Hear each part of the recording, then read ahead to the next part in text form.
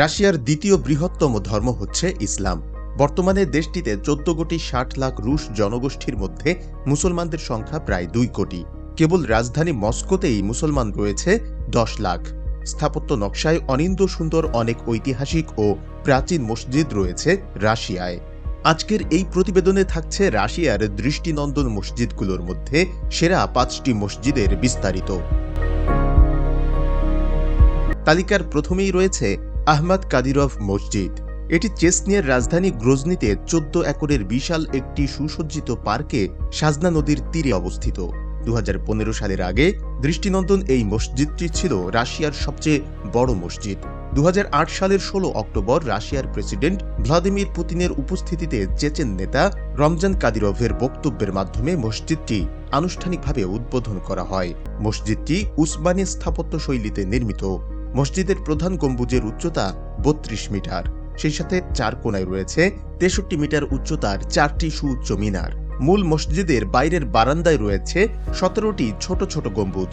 সম্পূর্ণ মসজিদ মার্বেল পাথরে ঢাকা। মসজিদের ভেতরের অংশে সাদা মার্বেলের পাথর তার সৌন্দর্যকে আরও বাড়িয়ে দিয়েছে। 5000 বর্গমিটার আয়তনের মসজিদটিতে একসঙ্গে 10,000-এর বেশি লোক নামাজ আদায় করতে পারে। আমরা এই তালিকায় দ্বিতীয় অবস্থানে রেখেছি তাতার মুসলিমদের ইতিহাস সমৃদ্ধ কুল শরীফ মসজিদ। রুশ ফেডারেশনভুক্ত একটি মুসলিম প্রজাতন্ত্র তাতারিস্তান। এখানে মোট জনসংখ্যার প্রায় 64% মুসলিম। কাজান এই প্রজাতন্ত্রের রাজধানী, আর এই কাজানেই অবস্থিত তাতার মুসলমানদের ইতিহাস ও ঐতিহ্য সমৃদ্ধ বিখ্যাত কুল শরীফ জামে মসজিদ। দৃষ্টিনন্দন এই মসজিদ নির্মাণ করা হয় খ্রিস্টীয় 16 শতাব্দীতে।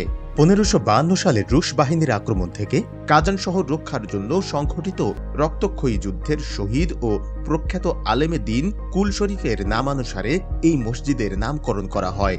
মুঘল, তাতার এবং ইসলামী স্থাপত্য শৈলীর মিশ্রণে এটি নির্মিত। মসজিদটির গম্বুজ, মিনার এবং অভ্যন্তরের নকশা অত্যন্ত সুন্দর এবং আকর্ষণীয়। গম্বুজগুলোতে নীল, সোনালী এবং সাদা রঙের ব্যবহার চোখে পড়ার মতো। মসজিদটিতে বিশাল আকৃতির একটি প্রধান গম্বুজ রয়েছে এবং তার পাশে রয়েছে 2টি মিনার। এটি রাশিয়ার অন্যতম বড় মসজিদগুলোর মধ্যে একটি। সুবিশাল এই মসজিদের আয়তন 19,000 বর্গমিটার। মসজিদের ভেতরে নামাজ আদায় করতে পারে 5,000 মুসল্লি। সেই সাথে মসজিদ সংলগ্ন প্রাঙ্গণে প্রায় 10,000 মুসল্লি নামাজ আদায় করতে পারে।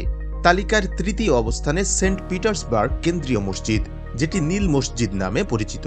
রাশিয়ার সাংস্কৃতিক রাজধানী হিসেবে পরিচিত প্রাকৃতিক সৌন্দর্যে ভরপুর সেন্ট পিটার্সবার্গ নগরীতে এই মসজিদটি অবস্থিত।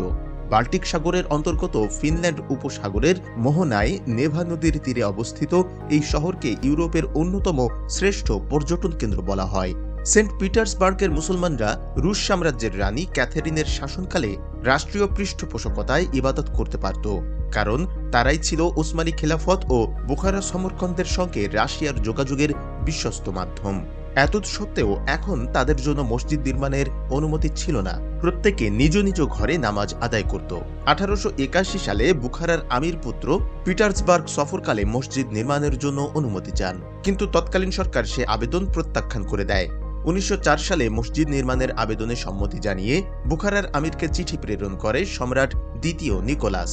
তখন তিনি মসজিদের জন্য জায়গা কেনেন, তবে পুনরায় বাধা দেওয়ায় নির্মাণ কাজ স্থগিত হয়ে যায়। অবশেষে নির্মাণের অনুমতি পেয়ে 1910 সালে শুরু হয়ে 3 বছরের মাথায় শেষ হয়। এই মসজিদটি নির্মাণ করা হয় বুখারা ও সমরকন্দের মসজিদগুলোর আদলে।